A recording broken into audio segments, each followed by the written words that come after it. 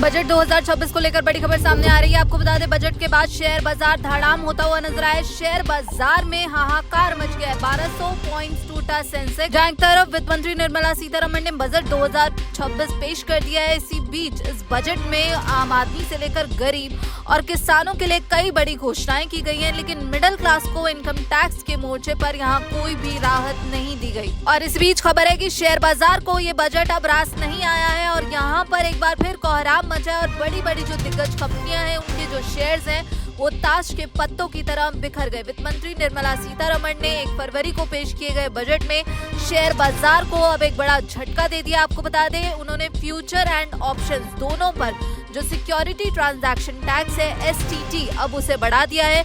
यानी फ्यूचर पर STT को पहले के 0.02% से बढ़ाकर 0.05% कर दिया गया, जो कि 150% की बढ़ोतरी है। आपको बता दें, वहीं ऑप्शंस पर STT बढ़ाकर 0.15% कर दिया गया, जो कि पहले 0.1% था। इस घोषणा से शेयर बाजार में भूचाल आ गया और इसके बाद सेंसेक्स जो 1200 से अधिक अंक यहां पर गिरता हुआ नजर आया। वहीं निफ्टी की बात करें तो निफ्टी का भी बुरा हाल यहां पर दिखा।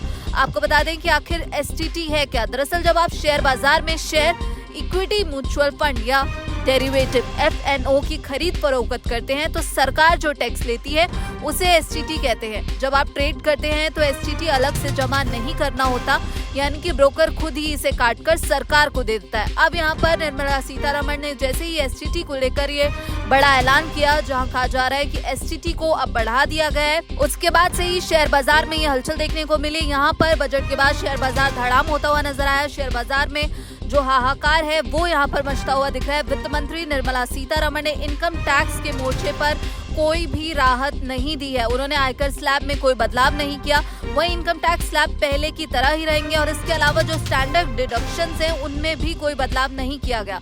लेकिन इनकम टैक्स के फॉर्म को यहाँ पर आसान बनाया जाएगा। वित्त मंत्री निर्मला सीतारमण की तरफ से ये बड़ा ऐलान किया गया है।